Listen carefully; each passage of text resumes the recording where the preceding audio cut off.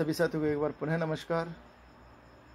इस बार पुनः प्रस्तुत की जा रही है क्लास 10th का मॉडल पेपर नंबर 8, जिसका पार्ट सेकंड प्रस्तुत किया जाएगा। आपने पिछले वीडियो में पार्ट 1 सुना था, ये पार्ट सेकंड है, ठीक है ना। इसके पहले भी हम मॉडल पेपर नंबर 7 तक की रिकॉर्डिंग पहले प्रेषित की जा चुकी है, तो उन सबको भी आप फॉलो करते रहें। और साथ ही निवेदन यही है कि अन्य विद्यार्थियों तक इन वीडियोज़ को ज़रूर पहुंचाने का प्रयास करें, जिससे कि उनका भी रिवीजन होता रहे और उनको एडवांस में जानकारी मिल जाए कि परीक्षा की तैयारी किस तरह से करनी है और पूरी बुक का रिवीजन किस तरह से कम समय में पॉसिबल है, ठीक है ना। और रिकॉर्डिंग प्रस्तुत की जा रही है क्लास 10th के स्टूडेंट बंटी के साथ। मॉडल पेपर नंबर 8 कक्षा 10 सामाजिक विज्ञान पार्ट 2। प्रश्न नंबर 20, चंद्रगुप्त मौर्य के विजयों का उल्लेख कीजिए। इसका उत्तर है चंद्रगुप्त मौर्य की विजय। पहला, नंद शासक घन नंद को पराजित करके 322 ईसा पूर्व में चंद्रगुप्त मौर्य गद्दी पर बैठा। दूसरा, वह एक वीर योद्धा एवं कुशल सेनापति था। उसने अपने विजयों द्वारा प्रथम अखिल भारतीय साम्राज्य की स्थापना की। तीसरा, उसने यूनानियों को पराजित कर पंजाब और सिंध पर अधिकार कर लिया। चौथा, उसने यूनानी शासक सेल्यूकस को भी पराजित किया। पांचवा, उसने सौराष्ट्र तक के सभी प्रदेशों पर विजय प्राप्त की। छठा, उसके साम्राज्य में काबुल, हेरात, कंधार, बलूचिस्तान, पंजाब, गंगा यमुना का मैदान, बिहार, बंगाल, गुजरात, विंध्य और कश्मीर के भूभाग सम्मिलित थे। सातवां, उसने दक्षिण भारत पर भी आक्रमण किया था। प्रश्न नंबर 21, विजयनगर साम्राज्य का परिचय दीजिए। इसका उत्तर है 1336 ईस्वी में हरियर तथा बुक्का ने तुंगभद्रा नदी के उत्तरी तट पर विजयनगर राज्य की स्थापना की। उसने होयसल के संपूर्ण प्रदेश को अपने साम्राज्य में मिला लिया। उसके बाद 1346 ईस्वी में बुक्का गद्दी पर बैठा। उसने संपूर्ण दक्षिण भारत, रामेश्वरम, तमिल व चेर प्रदेशों पर अधिकार कर लिया। हरिहर द्वितीय 1377 से 1406 ने वनारा, मैसूर, त्रिचनापल्ली, कांची आदि पर विजय प्राप्त की। देवराय द्वितीय 1422 से 1426 ने अपने सेना में मुसलमानों को भी भर्ती किया। उसके शासनकाल में इटली के यात्री निकोलो कोंटी तथा फारस के अब्दुल रज्जाक ने विजयनगर राज्य की यात्रा की। इस काल में विजयनगर साम्राज्य की सीमा श्रीलंका के सामुद्रिक तटों तक पहुंच गई थी। प्रश्न नंबर 22, जर्मनी के एकीकरण में कौन सा प्रमुख बाधाएं थी? इसका उत्तर है जर्मनी के एकीकरण में प्रमुख बाधाएं निम्नलिखित थी। पहला, जर्मनी की समस्याओं में ऑस्ट्रिया अनुचित हस्तक्षेप करता था। दूसरा, जर्मन राज्यों में आर्थिक, धार्मिक, सामाजिक तथा राजनीतिक असमानताएं थी। तीसरा, इंग्लैंड की भी फ्रांस की भांति जर्मन राज्यों में रुचि बनी हुई थी। चौथा, अधिकांश राज्य सैनिक दृष्टि से कमजोर थे। पांचवा, जन सामान्य में जागृति का अभाव था। छठा, जर्मनी के दक्षिणी राज्यों में पोप का प्रभाव था, जो जर्मन एकीकरण का विरोधी था। प्रश्न नंबर 23, लोकतांत्रिक शासन प्रणाली की कोई 4 विशेषताएं लिखिए। इसका उत्तर है लोकतांत्रिक शासन प्रणाली के प्रमुख विशेषताएं निम्नलिखित है।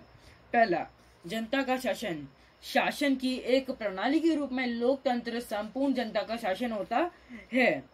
दूसरा, जनता द्वारा निर्मित शासन। लोकतांत्रिक शासन में जनता अपने प्रतिनिधियों को चुनती है और वे प्रतिनिधि सरकार का निर्माण करते हैं। तीसरा, लोकतंत्र एक साधन के रूप में लोकतांत्रिक शासन व्यक्ति के स्वतंत्रता, गौरव की रक्षा तथा सार्वजनिक हित की वृद्धि के साधनों की प्राप्ति का एक साधन है। चौथा, जनता के प्रति उत्तरदायी शासन। लोकतंत्र में शासन अपने कार्यों के लिए जनता के प्रति उत्तरदायी अर्थात जनता के प्रति जवाबदेह होता है। प्रश्न नंबर 24, निजीकरण से आपका क्या अभिप्राय है? आर्थिक सुधारों की प्रक्रिया में निजीकरण हेतु उठाए गए किन्हीं 3 प्रयासों को बताइए। इसका उत्तर है निजीकरण। अर्थव्यवस्था में निजी क्षेत्र की भूमिका में वृद्धि करने की प्रक्रिया निजीकरण कहलाती है। इसके अंतर्गत अर्थव्यवस्था में निजी क्षेत्र को अधिक अवसर प्रदान किए जाते हैं तथा सार्वजनिक क्षेत्र की भूमिका घटाई जाती है। प्रयास। पहला, 1991 में औद्योगिक नीति घोषित की, जिसमें अनेक उद्योगों के लिए औद्योगिक लाइसेंसिंग की अनिवार्यता को समाप्त किया गया। दूसरा, औद्योगिक नीति में सार्वजनिक क्षेत्र के लिए आरक्षित उद्योगों की संख्या में कमी की गई। तीसरा, भारत सरकार द्वारा निजीकरण हेतु 1991-92 में विनिवेश कार्यक्रम प्रारंभ किया गया। प्रश्न नंबर 24 का अथवा, भारतीय अर्थव्यवस्था में पाई जाने वाली कोई 4 समस्याएं बताइए। अथवा का उत्तर, भारतीय अर्थव्यवस्था में पाई जाने वाली कोई 4 समस्याएं निम्नलिखित है। पहला, भारतीय अर्थव्यवस्था में आज भी 1/4 जनसंख्या गरीबी की रेखा के से नीचे जीवन यापन कर रही है। दूसरा, भारतीय अर्थव्यवस्था में आय व धन के वितरण में काफी असमानताएं विद्यमान है। देश में आधारभूत संरचना भी काफी कमजोर है। चौथा, भारत की जनसंख्या की वृद्धि दर काफी ऊंची है। प्रश्न नंबर 25, पत्र मुद्रा एवं धातु मुद्रा में कोई 4 अंतर बताइए। इसका उत्तर है, इसे एक सारणी द्वारा समझाया गया है, जिसमें एक साइड पत्र मुद्रा तथा दूसरी साइड धातु मुद्रा लिखा हुआ है। पत्र मुद्रा, पहला, पत्र मुद्रा में कागजी नोट चलन में होते हैं। धातु मुद्रा, इसमें पहला है, धातु मुद्रा में धातु के सिक्के चलन में होते हैं।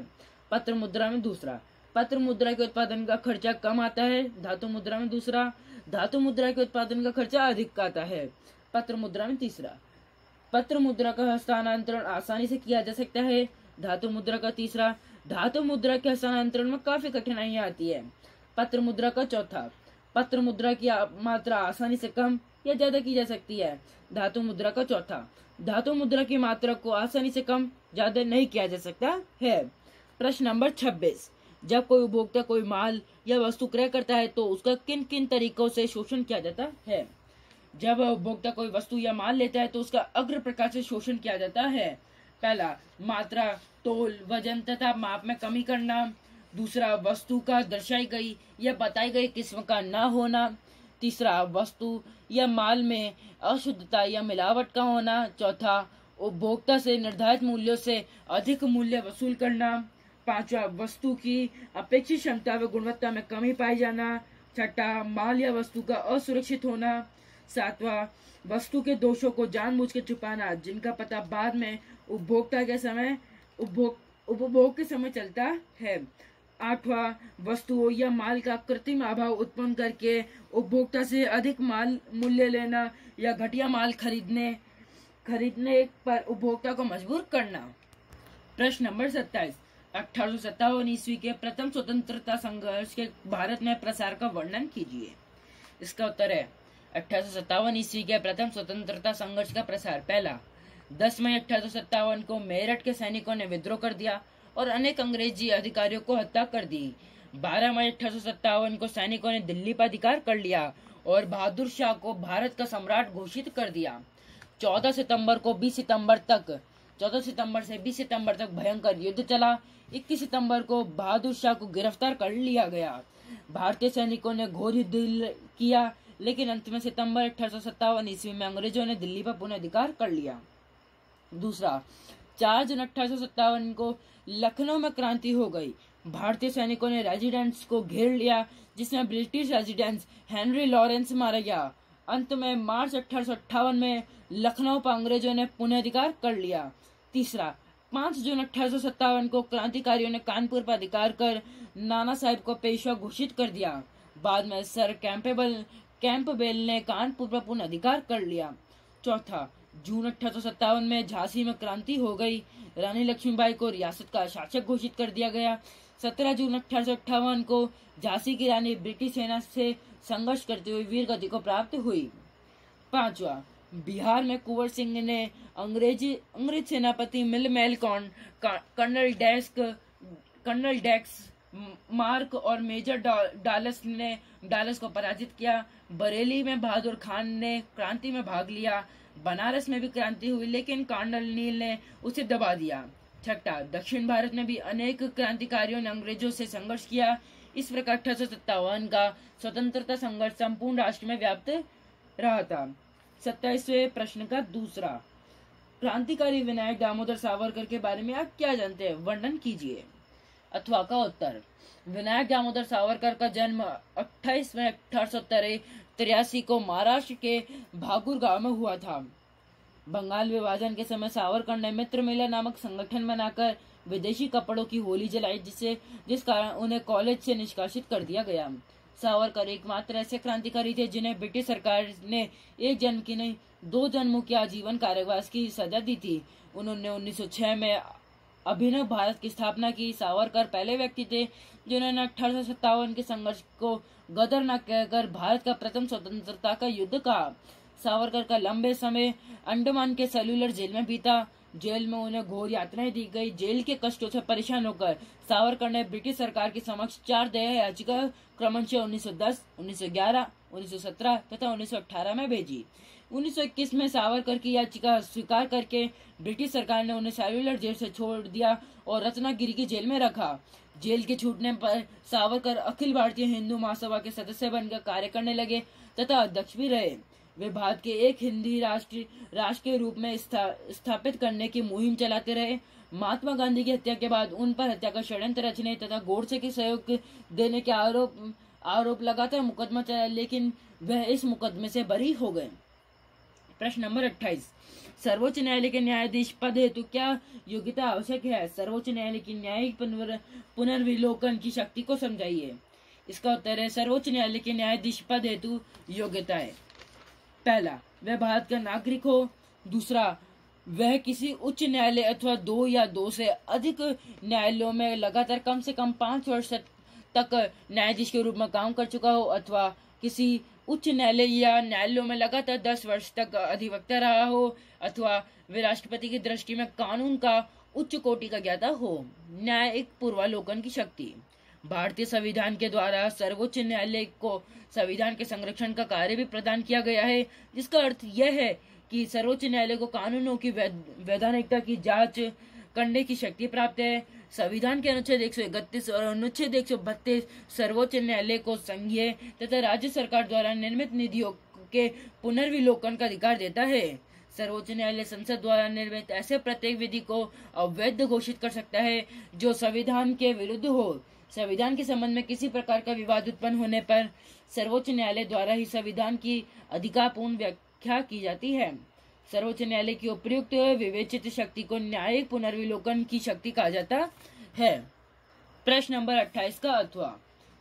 भारतीय राष्ट्रपति की आपातकालीन शक्तियों की विवेचना कीजिए। इसका अथवा का उत्तर, राष्ट्रपति की आपातकालीन शक्तियां। पहला, युद्ध, बाहरी आक्रमण की स्थिति से संबंधित संकटकालीन व्यवस्था तथा संकट काल की उद्घोषणा। प्रथमतः अनुच्छेद 352 के तहत राष्ट्रपति युद्ध, बाहरी आक्रमण या सशस्त्र विद्रोह अथवा इस प्रकार की आशंका होने पर आपातकाल की घोषणा कर सकता है। ऐसी घोषणा राष्ट्रपति तभी कर सकेगा जब मंत्रिमंडल लिखित रूप में राष्ट्रपति को ऐसा परामर्श दे। राष्ट्रपति द्वारा अनुच्छेद 352 के अधीन संकट की घोषणा पूरे देश के लिए या देश के किसी एक या कुछ भागों के लिए की जा सकती है। दूसरा, राज्यों में संवैधानिक तंत्र के विफल होने से उत्पन्न संकटकालीन व्यवस्था। अनुच्छेद 356 के अनुसार राष्ट्रपति को राज्यपाल के प्रतिवेदन पर या अन्य किसी प्रकार से समाधान हो जाए कि ऐसी परिस्थिति पैदा हो गई है कि राज्य का शासन संविधान के उपबंधों के अनुसार नहीं चलाया जा सकता, तो वह उस राज्य के लिए संकट काल की घोषणा कर सकता है। तीसरा, वित्तीय संकट की उद्घोषणा। अनुच्छेद 360 के अनुसार जब राष्ट्रपति को यह विश्वास हो जाए कि ऐसी परिस्थितियां उत्पन्न हो गई है जिनसे भारत की वित्तीय साख को खतरा है, तो वह वित्तीय संकट की घोषणा कर सकता है। प्रश्न नंबर 29, राज्य प्रशासन में राज्यपाल की स्थिति की विवेचना कीजिए। इसका उत्तर है राज्यपाल की स्थिति। संवैधानिक स्थिति के अनुसार राज्यपाल एक औपचारिक प्रधान है। संविधान के द्वारा उसे विवेक की शक्तियां प्रदान नहीं की गई है और संसदात्मक शासन की परंपरा के अनुसार उससे यह आशा की जाती है कि वह संवैधानिक प्रधान के रूप में ही कार्य करेगा। फिर भी कुछ ऐसे अवसर आ सकते हैं जब वह अपने विवेक का प्रयोग कर सके। ऐसे अवसर निम्नलिखित हो सकते हैं। पहला, विशेष परिस्थितियों में मुख्यमंत्री का चयन। दूसरा, मंत्रिपरिषद को अपदस्थ करना। तीसरा, विधानसभा का अधिवेशन बुलाना या सत्र अवसान करना। चौथा, विधानसभा का विघटन। पांचवा, मुख्यमंत्री से सूचना प्राप्त करना। छठा, राष्ट्रपति को राज्य की संवैधानिक स्थिति के संबंध में रिपोर्ट भेजना। सातवां, राज्य विधानमंडल द्वारा पारित किसी विधेयक को राष्ट्रपति की स्वीकृति हेतु भेजना। आठवां, विधानमंडल द्वारा पारित किसी विधेयक को स्वीकृत न देकर उसे पुनर्विचार के लिए लौटा देना। नौवां, किसी अध्यादेश को प्रस्तुत करने से पूर्व राष्ट्रपति से अनुदेश की याचना करना।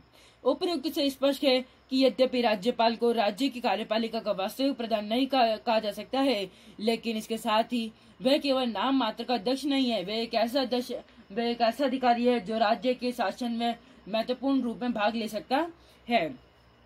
प्रश्न नंबर 29 का अथवा संवैधानिक प्रधान के रूप में राज्यपाल की शक्तियों का वर्णन कीजिए। अथवा का उत्तर, संवैधानिक प्रधान के रूप में राज्यपाल की शक्तियां। पहला, कार्यपालिका शक्ति। मुख्यमंत्री की नियुक्ति